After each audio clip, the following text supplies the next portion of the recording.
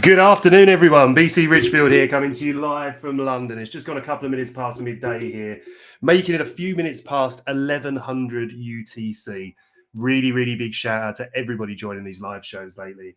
We, I think, potentially had a record last week. I think we almost hit kind of 5,000 live viewers, which was absolutely awesome. So just wanted to say a really big thank you for everybody that's joining the show. Had some wonderful support, some great questions, brilliant feedback. And please don't hesitate to reach out if there's things that you'd like to see more of or less of on the show. And we look to cover them. We also kind of been doing quite well with this slightly shorter format. So we're trying to, get this down into about 45 minutes now, which is obviously all down to me because I do love to chat. So what have we got? What are the key things? So Monday, we are outlaying our plans for the week. It's very important to me. Well, not just to me, but to all traders, to make sure that you've got a plan to execute throughout the week. That's having our higher time frame bias. Where do we believe the market is going? What news and fundamental factors do we play in to support that? Then we're looking to the charts. Where are our technical levels? Where do we want to be buyers? Where do we want to be sellers? What key areas do we want to see overwhelmed? When people talk about support and resistance flips, they're often overlooking the key element to them, which is almost always in these key moves, is supply and demand shifting at these key areas.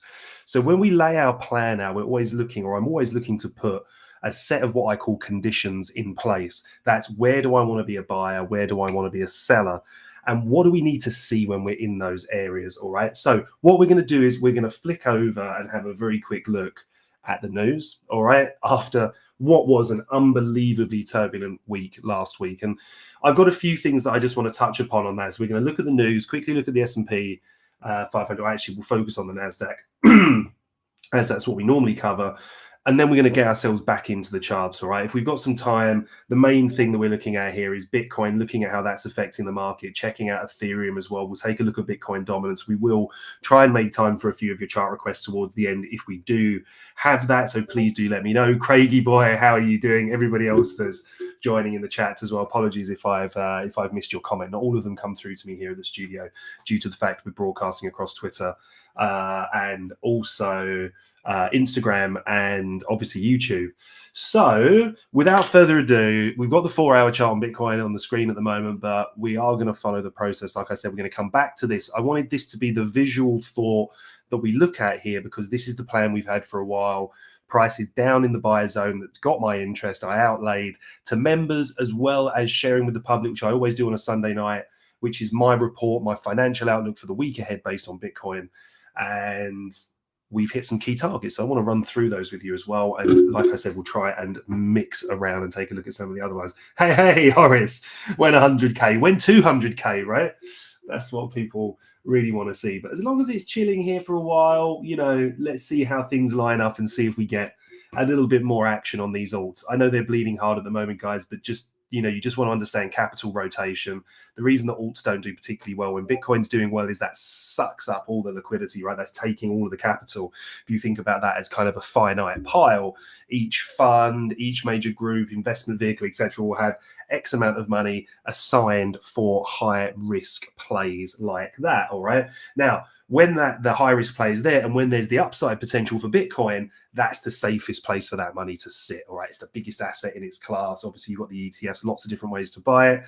However, when the risk to reward isn't there or the potential upside is capped, and that's what we see when we see Bitcoin get in a range like we've got right now, then there's an opportunity for that capital to flow into riskier assets. And that's where your alts, your lower caps come in. That's why we look to ETH as basically the king of the alts. And why is that important? Because, you know, as investors and traders and everything, you want return on your risk, right? And if it's not there in Bitcoin, but you still are in a risk-on environment, then you're going to look for places to park that risk. Shay, hello, my friend. So let's take a very quick look at the news. We're going to look at the S&P, the NASDAQ, which is going to frame what I was just discussing with you there, all right? So as we can see here, compared to last week, right, just for the fun of it, let me take you back to last week. This is just filtered by high impact news as well, by the way, but look at all of that. Now, what a calming week this week. See, we don't even have to scroll anywhere, all right? But there are important things coming up. Okay, so we got a clean run today. Our focus is on the US markets. For anybody that's not familiar with why that is, it's the largest market in the world, largest economy in the world. It has the greatest impact on other economies around it, as well as the fact that the dollar is the world's reserve currency. Okay, just to give that some context for anybody that might be new to the show. Now, through on Tuesday, we have ISM Services PMI. This could be interesting. It's going to just be looking at how that is filtering through. What is the cost base? So, you know, that's got a little bit of potential in there to throw a curveball, but I really do think that we kind of made it through the major minefield last week. I'm going to give my thoughts in a moment as to why we saw that real kind of sell-off in equities when people were kind of really expecting strength. Wednesday, we've got a clear run, right? So what we can see here is the week and how it's shaping up. Then on Thursday, we've got unemployment claims. All right, that was slightly higher last time than...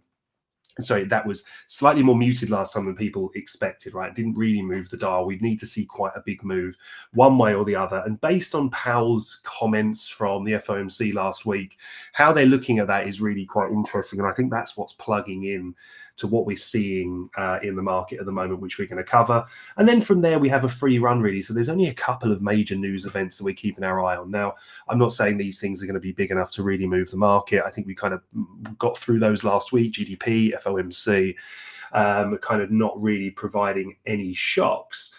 But just to look at why I think the market had the move that it did last week. And this isn't just based on my own work. This is based with what we study as a team at the Bird Nest, but also as well from some of the very finest macro economists that I know in the space, who I really, really do deeply respect. So based on all of that, what I try and do is I build my own picture. I go to the industry experts that I respect, that I've spent a lot of time with, that I understand their process, their thought, that I've validated by my own kind of standards, which is they're not uber bears, they're not uber bulls. They look at things very subjectively. They have very good systems in place to look at this on a data-driven approach.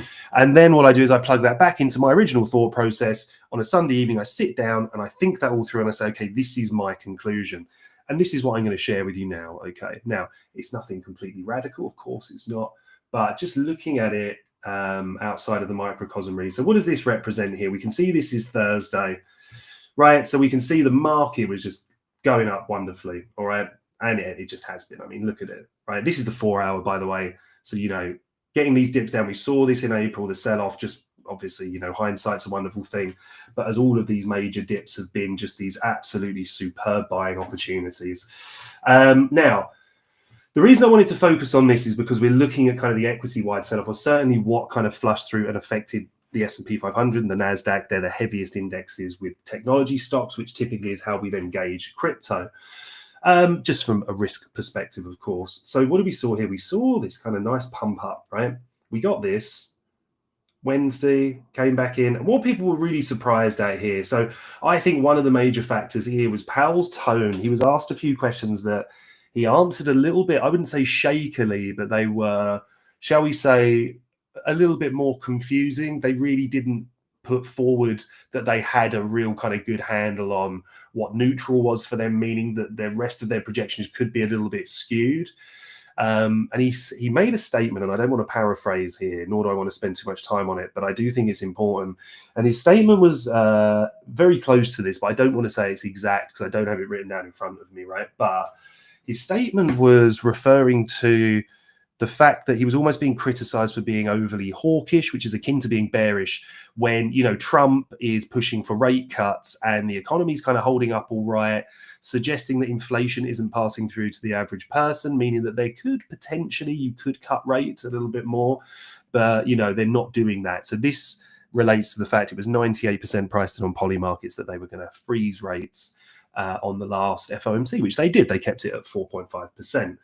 Now, the thing then is that's okay. The market had that priced in. There was no major shock. So then you look at the FOMC statements, the presser, right, and what Powell is saying. And he gave a few shaky answers, in my opinion, anyway, just in terms of kind of question marks around the model that they're using to kind of gauge this, which is fine. But at the same time, a lot of people are hanging off of that, especially at the moment when we're in very, very uncertain waters. You only need to look at what Trump did with copper, right? So copper, Trump basically said they're going to put this huge tariff on copper. Copper prices just went up. I can't remember, but I credit Brent Donnelly with this because he was the one that mentioned it recently. But so I think it was 18 or 19%, something like that in a day, which is a humongous move for, a stock or a metal or anything like that, right? Then Trump kind of came out and then no policy was written. So this was all just hearsay. The market reacted to it because it has to be, it's been very reactive lately. It has to be based on, the new information that it's processing. Then all of a sudden, Trump kind of reneged on that when it came to setting the policy and said, oh, no, we're not going to do that now. It was almost kind of a little bit tongue in cheek, a little bit of a joke. Then copper came back that full amount. It came back the full kind of 18 to 20%, that region, and then sold off again the same roughly the next day.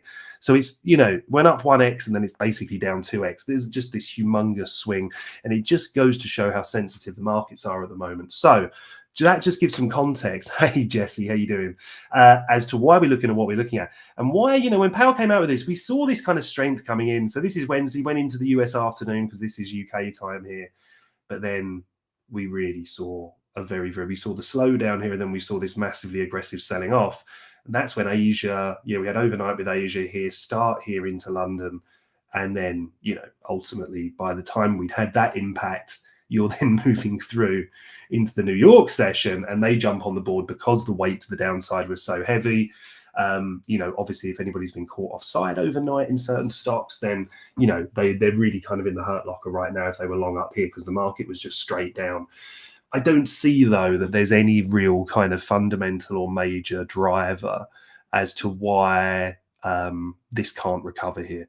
Ultimately, the US economy is doing well. Ultimately, there's still that kind of US, superiorism, is that a word?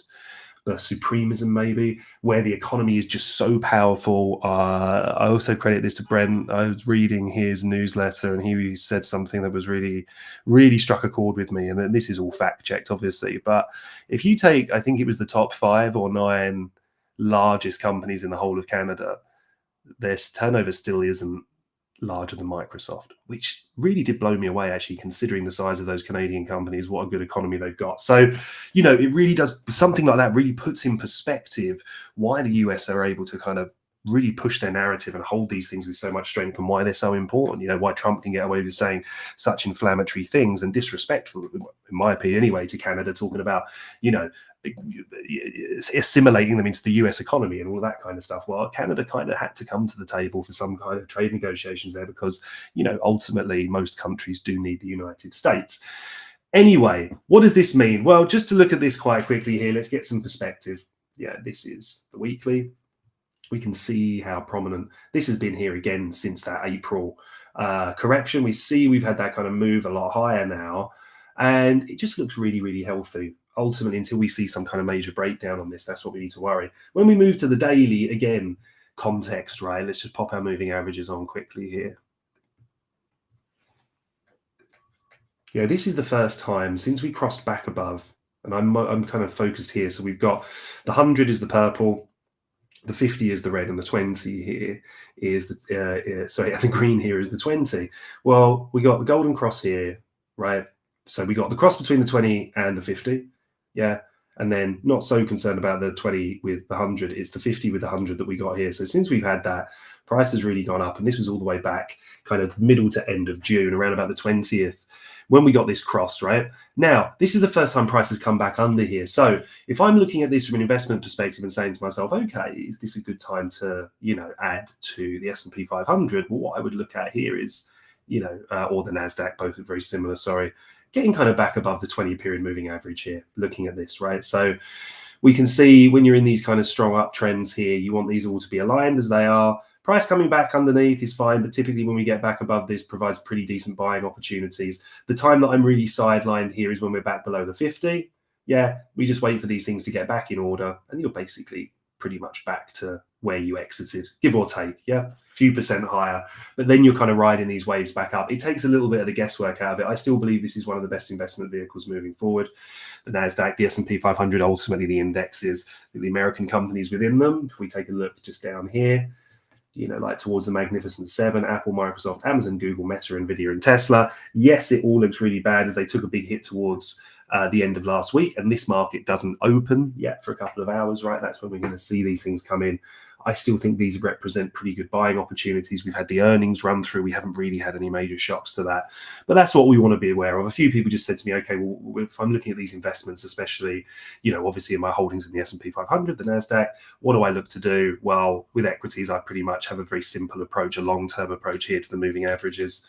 And it's what I'm looking for in terms of the weekly as well, right? So, for example, down here, really what helped keep me in, this is the first point we closed below. Again, March, April, back above here though, right? So then we've now had all the way through May of looking at that beautiful move higher. So with everything looking well on this, and again, when we look at the moving averages, I'm very much looking at how they're anchored. Where are they pointing? Where are they telling me the direction that the market is ultimately strongest?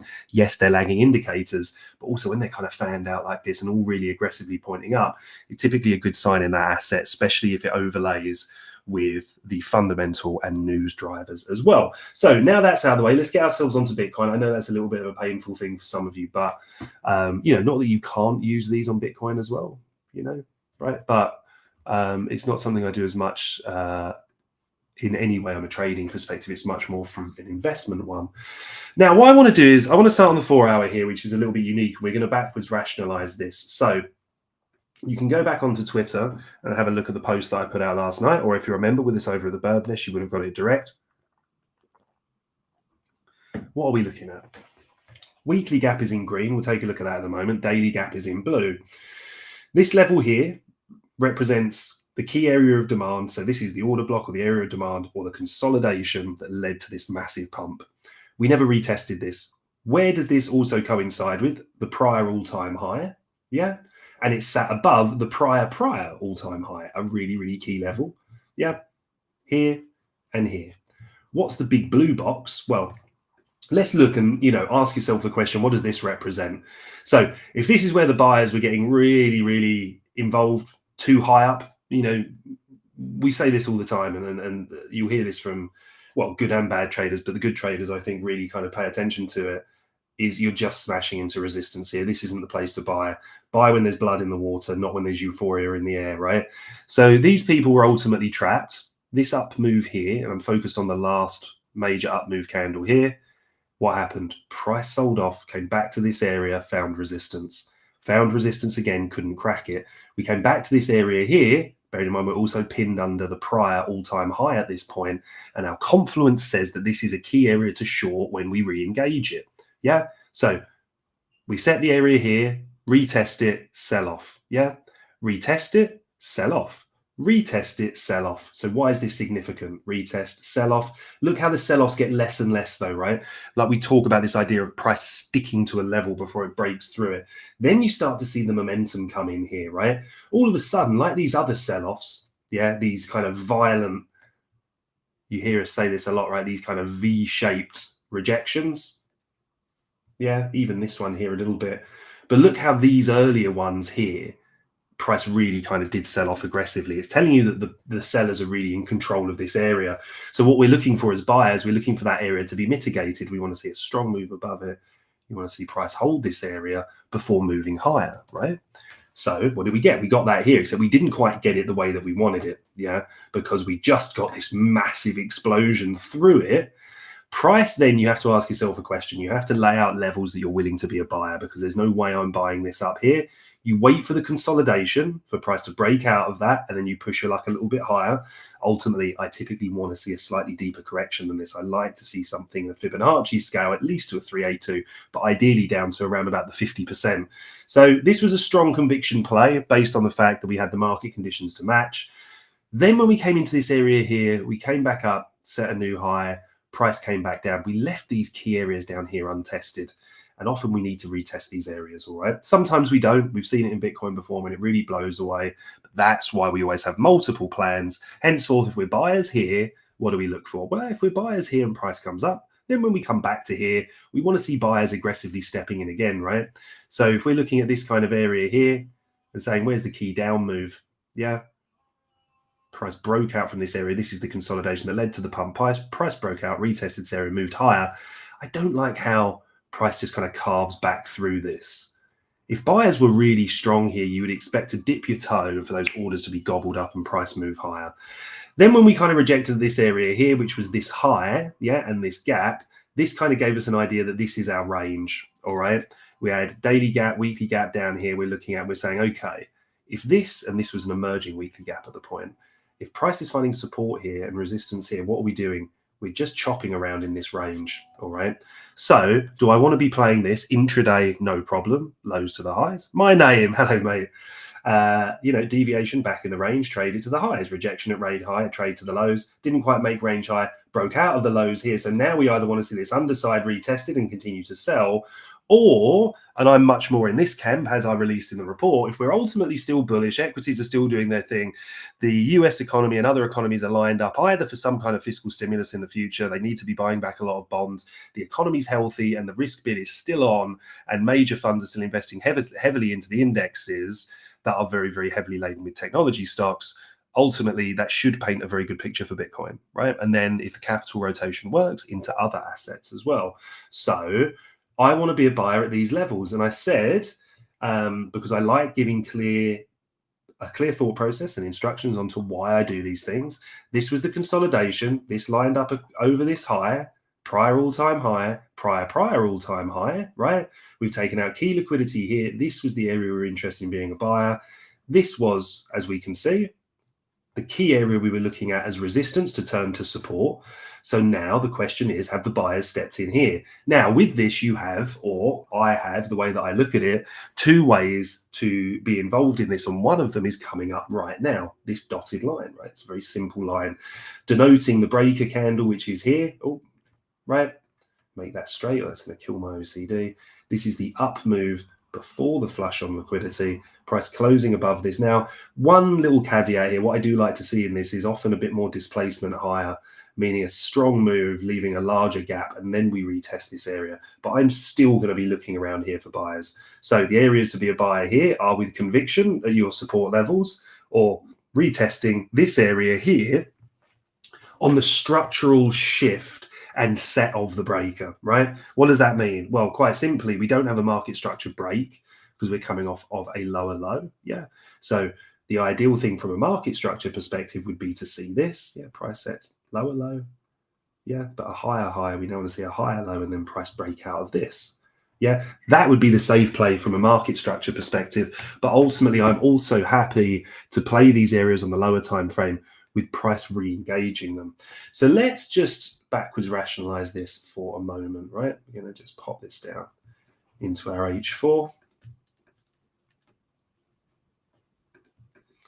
which will have all of our other stuff on it as well from previous. Again, just looking at these key areas of breakout. This was an interesting play, actually, because if we look at our last plan here, this was the breaker.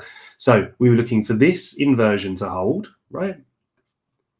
And this breaker here to see an impulse move above it. We expected to see rejection here, right? Why? Because this is our key area of resistance. This was the absorption. This is the area of supply.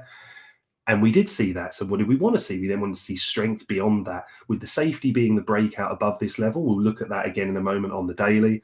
I think we've still got those on there. But any breakdown and close below this, what did we expect? This low, yeah, and then let's drag that across for a moment. We saw support at this low initially. Look at the wicks coming down, a little bit of absorption. Then this flush below here told us that the likelihood was that this was the area that was going to be retested, quite simply because that's where the buyers were strong previously and the sellers underneath there were exceptionally strong. So let's move this back. We're going to hide this for a moment, and then we're going to cover this on the daily. All right. So on the daily here, let me pop these bigs back on, because this was the plan. And again, we have a plan. Always have a plan. Multiple plans, right? Because the breakout plan was this: strong move above this area, daily close, as we just covered on the 4 hour. But this one being reliant on a daily close. In the report, I even say, I believe, not to paraphrase, but that the 4 hour plan's great, but everything for me at the moment is based on the daily in terms of a breakout. In an ideal world, a strong move above this, seeing an initial rejection here, and this level here retested, or this level here retested, that's where we would look to be breakout buyers. Ultimately, the longer we wait below here, what I really want to see is a flush out of this range. Yeah. And this looks a little bit better on the 4 hour, right? But if we look at this here from a volume profile perspective, the volume profile range, value area high here, value area low there, point of control here. We can see all these wicks down. Price was just finding buyers below the range, sellers above it, buyers below, sellers above it, buyers below it, closed below it, flushed deeper, right? Finally lost that acceptance from a volume perspective, all right? And ultimately, our technical levels also make the same range. Yeah, resistance at the highs, support at the lows. So we didn't get that scenario, right? So we should have been prepared for a move lower. Now, I openly said with this one, especially on Bitcoin, I'm not actively looking to short this asset at the moment. We're still in a bull market. We've still got a lot of, capital flows, still where we need it to be. Equities are still very strong. The risk bid is still firmly on. I don't want to be fading markets like that. I'll take shorts on an intraday basis on both the NASDAQ and cryptocurrency, but not in terms of swings or positions. Now, this for me is where we want to be looking to be a buyer, and this is where we want to see strength start to step in, right? This is where we can look for volume, for example, as well. So we don't really have anything stand out here for me on the CVD, all right? Decent CVD candle print here, decent bullish one here. You're looking for contrast here, right? So for example, if you see a bearish candle on the CVD, but a nice bullish candle on the chart here, it tells you that the sellers were exceptionally strong here, but ultimately they got absorbed by the buyers. All right, we don't have that discrepancy here.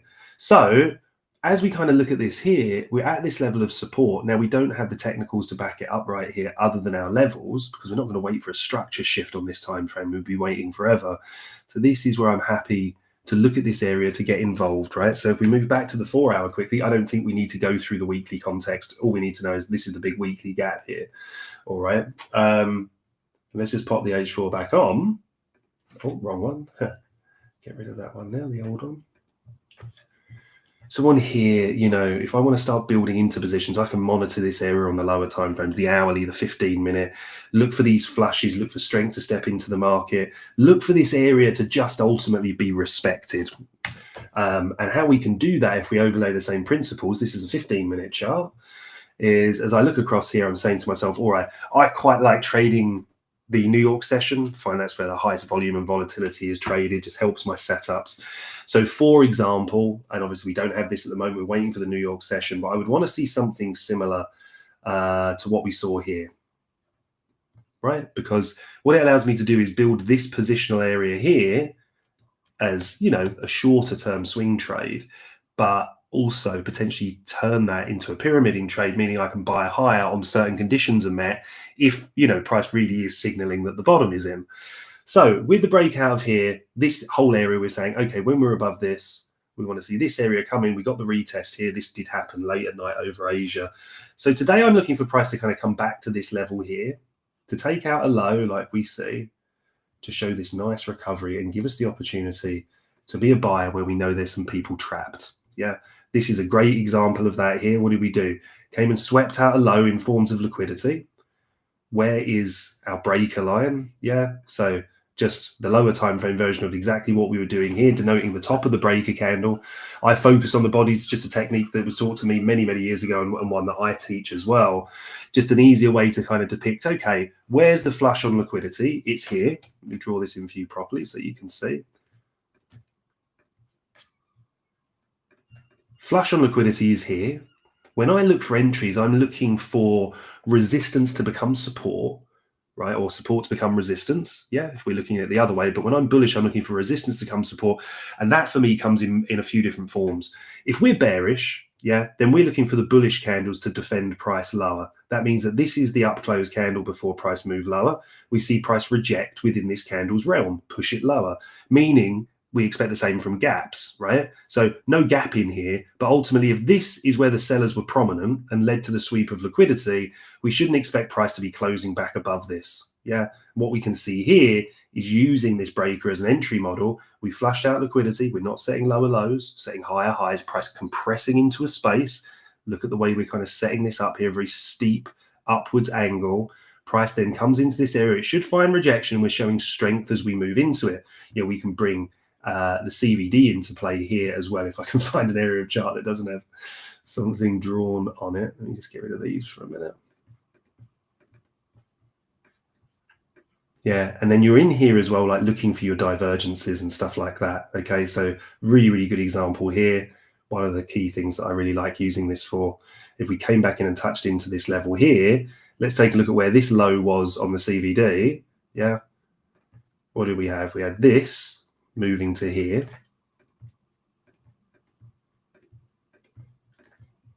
Yeah, so see, this is a lower low than this. If we look at the same lows here on the CVD, you know, this was actually all the way over here, right? But even if we take it to this one here, we can see this is rising. This is showing us that actually, okay, strength is coming into this, especially if we take it to this. Look how it gaps up. Look at the discrepancy here. The chart is showing you a sell-off. This gives us conviction that this is the liquidity grab lower. Like I said, unfortunately, this is the move I'll be looking for today. We didn't quite get that here because this just happened to, it was overnight, right, for me. But then that was the trade, right? There's the breaker line. Exactly the same principle. This time we've got the divergence to prove it. What's happened? Price has swept a low. We've had a higher impulse move higher. Look at this great expansion here. Retest of this level. That should be resistance. Resistance turns support. And that's where you get the buy-in. So these are the patterns that I'm looking to repeat over here as we move in to the New York session today, pre-market, which is in about an hour's time, and then actually the market open, which is in about 2 hours' time. Now, yeah, I mean, that's basically where I am with Bitcoin. Right? I just wanted to, a few people reached out and asked me about executions, right? They're saying really, really like the levels, really kind of get a good understanding. It seems quite clear, but not really sure how I would be a buyer or a seller. Ultimately, that's up to you. Some people are happy to leave limit orders at a certain level. Some people don't like kind of executing on a level like this. They would want to kind of see an engagement with a level. So for example, as price comes in and tags this level here, you don't really need to be a buyer here, right? You've not really had anything kind of come in, but as price comes in here, what do we get? Yeah, price comes in here, sells off, beautiful big pin bar kind of candle here, a large bodied hammer candle, sweep liquidity, engage a key level, close back above this, which not only sets this as an area of demand, it also, or an order block, it happens to be a high probability one because we've taken it based off the fact we've swept a low too. Some people will be happy to just enter on that candle. Ultimately, whatever your kind of entry mechanisms are, the key thing is taking it from the right level. So for me, this level here of 114009 here on OKX, check your exchange, it'll be slightly different, is where I'm looking for price to engage. All right. And then I like kind of executing in and around the 15-minute because I like confirmation on my entries. Yeah. So for example, here, you know I want this level to be engaged with, right? Yes, we had this here before, but this ultimately, could have petered out based on low volume or volatility overnight. Price then comes back in. Also, remember, a lot of traders like to see how Monday develops in terms of Monday's range. So I'm now just setting down here, alerts are set, waiting for this level to be engaged and then recovered. So let's just spend 10 minutes just looking over ETH very quickly, and then we'll probably take a look at Solana as well before we finish up. Horace, sorry, mate, missed that. Yeah? Wish I could share a chart, but I see all liquidity till 11,320 is to be taken to 11,320. Yes, okay, well, let's just take a quick look at that then, shall we? So you're looking at 11,320. So let's go on here and go right.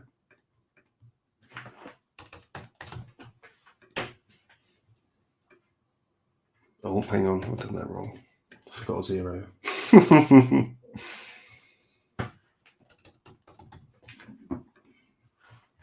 Yeah. So this one here, we came down below this level. If you're talking about liquidity, there's probably a lot here in terms of if you were looking at a liquidity heat map, you would probably see a lot of these kind of funky dark red and orange boxes kind of sitting around here, all the way obviously down to kind of here.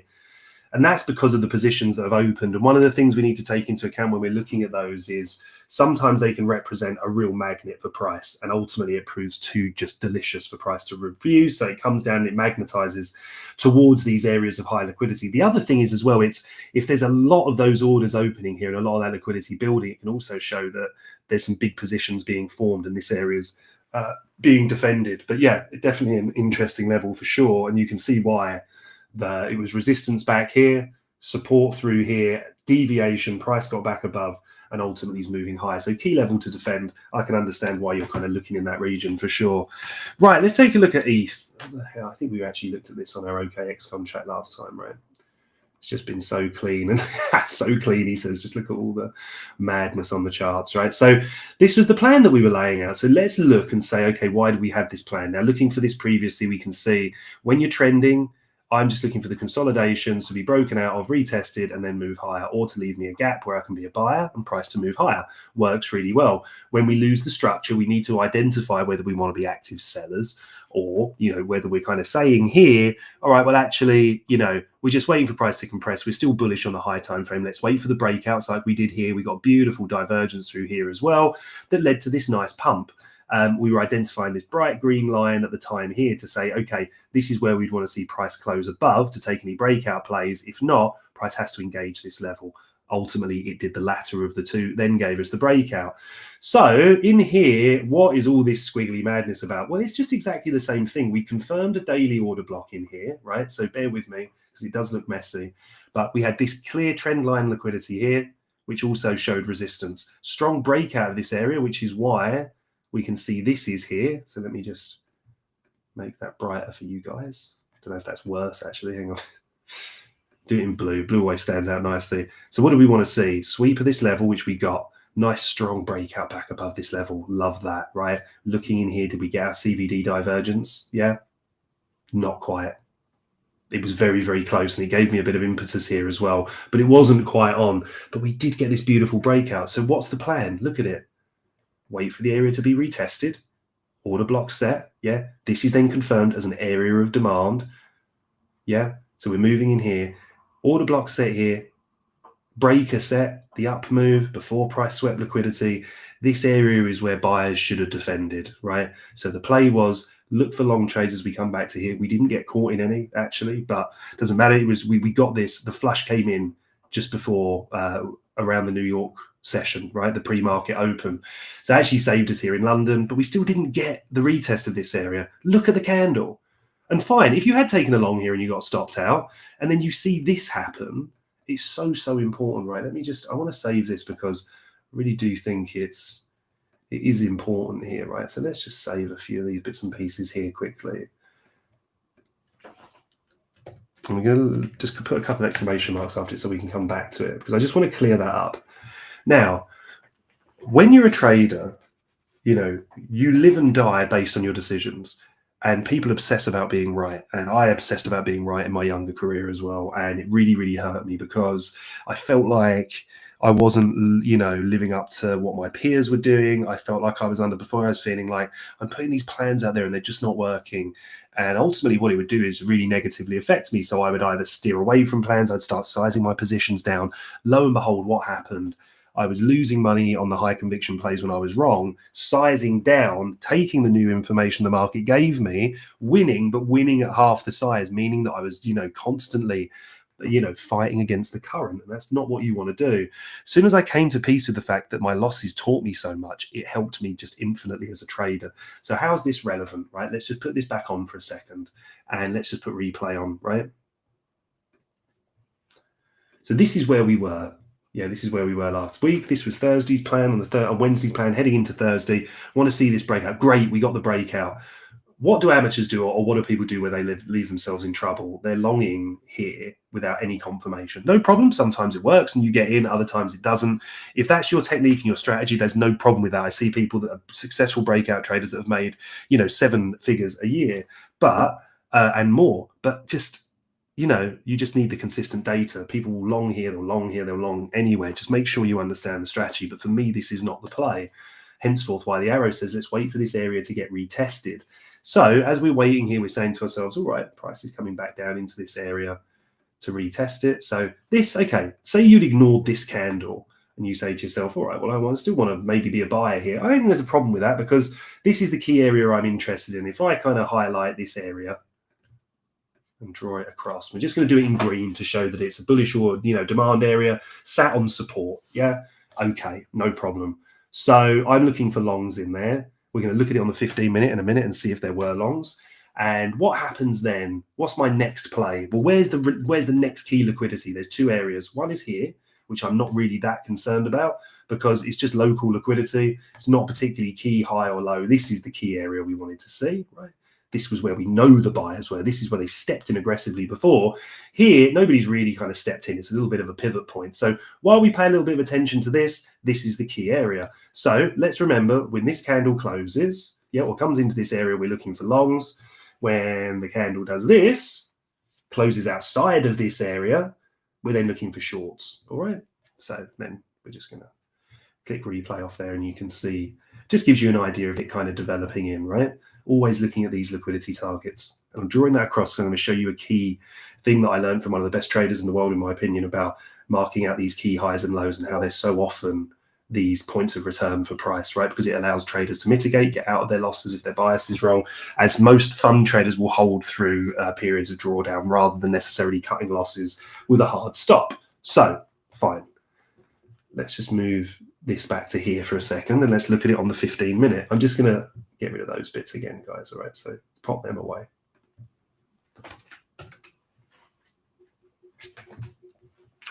So, what are we looking for here? We want to see a low swept, yeah? So we haven't taken out this. You'd ideally want to see this swept. Price moved up here, but did we get that high impulse move closing across our breaker here? Let's say we took this trade. We're in an area of support. We trick ourselves and say, we took some liquidity. We didn't. We closed through here. Maybe in this consolidation, whatever you've done to kind of just put this into context, right? Price then comes up to here, rejects this, and comes down. Okay, you're long here and you get stopped out for a 1R loss. No problem. All right. So let's apply the same principles down here. All right. And no, actually, to be fair, look, we had a little sweep here. So let's label that up. We've lost our 1R. This was the plan. Price retesting this. Stops under the order block that led to the low being formed. 1R loss. Okay, no problem. Well, what's the market told us? We rewind this again. Yeah. We just go back to our 4-hour. What was the plan? What was the play? If we close below this, we chase down to this low first and then lower as long as we get the setup. That's why the blue arrow is there, to signify that we've waited for the candle close. So do we get any kind of similar setup here? Okay. Sweeps a local. Oh, if I use the right thing. We sweep a local high. Yeah. So here's the down move. Yeah, the down move that led to price taking liquidity. Why is that important? Because this is the move we're looking for when we're bearish. We're looking for the sellers, price to pop liquidity here, price to come back and to close below. I'm considering this as well because this candle's within this one's range, which I do consistently. You can check through the different streams because, ultimately you have to hold yourself accountable for your consistency. Enter here. Here's the order block, yeah. Set to price going lower. Here's target 1. Okay, so say you cut half your trade at target 1, it's 2.4R. So now you're 1.2 to the good. You've made up what you lost on this trade, but you're holding the rest down to your final target, which was the blue box, which is 8R. You've now made a further 4R, or maybe you nibbled some profit on the way down here, all right? That's how you can get involved in these trades, and why it's just so very important to understand these areas of mitigation where the buyers are prominent, where the sellers are prominent, right? So for me here, this is looking a little bit weak at the moment. It puts me in a quandary because we're at a key pivot level here. But if I'm looking at this kind of whole area of support here, yeah, so this being the key kind of area in terms of where, I'm just going to do it in a ridiculous color so it stands out. The consolidation, price broke out, support here, big move off the back of that. Well, now what have we done? We closed below that here. See how we're retesting it and price is now pushing lower. So I'm now kind of looking at this next area, right? Because for me, if we now use this principle here, we move this down to here and say, okay, this is an area where we should see buyers. Yeah, this area led to a large impulse move higher. If we close below this here, I think we're in a little bit of free fall back down to this consolidation and this support level here. So long story short, really want to see ETH hold these levels. Yeah. And then hopefully we can get out of that. Gibril Master, hello, mate. Okay, Horace, who's the best trader you know? Like personally, on some kind of level? Probably Trader SC in this space, I would think. There's a lot of different types of traders, right? So I worked with some brilliant minds and kind of macro traders when I was at the fund in Germany. I've worked with some exceptional traders at the Bird Nest. You know, someone like the Trading Tank, for example, will always have my ultimate respect. My whole team do. You know, I've been thankful to have a bit of a say in that with some other people in terms of building that team, and I think they're exceptional. Great names that you should look out for in this space. People like Macro CRG, one of the best guys that I know, if you know, especially for the alt space. In terms of price action traders, Trader Dank, Trader SC, I think is probably still king. Dominic James, sensational trader as well, and probably just the best voice in the whole space. You've got to go and listen to Dominic's stuff. Yeah, I mean, you know, Razoon, who I work with, who's an exceptional handler of, you know, volume and TPO and stuff like that. Just loads of people. KZM, if you want somebody in the fundamental space. Chris Crypto Assessor as well. I know you're going to have to listen to this back to kind of reel the names off. But like Trader Dante, really, really old school, kind of one of the people I credit a lot to, taught me a lot in my early days. Tone Vase as well. There's some really, really good people in this space, and I'm going to kick myself. Follow Follis. He's exceptional, right? But you know, there's lots of people I've forgotten about now that I'm going to kick myself for not saying their names. But if you find good people, and I've been fortunate to be in this industry long enough, but if you're really looking for some good people to follow and really kind of build your base, this is what I'd recommend. I really do have to go in a moment, but I would recommend, first of all, making sure they're people that are aligned with what you're trying to do and what you're trying to learn. Have macroeconomists in there, have people that have a good FA view, etc., but ultimately focus on that and lean on their expertise, but make your own view. If you're a price action trader, follow people that trade a very similar style and understanding, and just go really, really deep in that niche. So like for me as a price action trader, I'd be looking at people like Trader SC, Trader XO as well, by the way, who's exceptional, Trader Dank, you know, Dominic James, Trading Tank, people like that, and just really kind of building around that. So I read Just Pit as well, a really good friend of mine as well, like the others, but Jesus Christ, exceptional levels trader. So yeah, I would do that. Find a good cluster. It's about quality, not quantity. All right. DB February, C Heart, WWCC. Straight back at you, mate. I think it's probably over my head as a bit of a boomer, but thank you. Appreciate the heart for sure. And Banshees, good to see you on here. Right. I got to cut this. We're moving across to a student and a friend of mine who we're going to run through some supply demand theory. And apart from that, I'm going to be active across the nest for the rest of the day. So for those of you who are interested to come and join us, please, you can find everything down in the description. And for the rest of you, don't hesitate to give me a follow on Twitter. It's BC_Richfield. And if you've got anything for Wednesday's alt request or chart request show, ping it over to me or save it for the show, ask in the chat, and we'll get that all covered. All right, legends. So be patient. Let's see what the week brings. But ultimately, some nice alt and BTC coming into support, in my opinion, or at support. So looking for these areas to hold. Have a fantastic week, guys and girls. See you soon.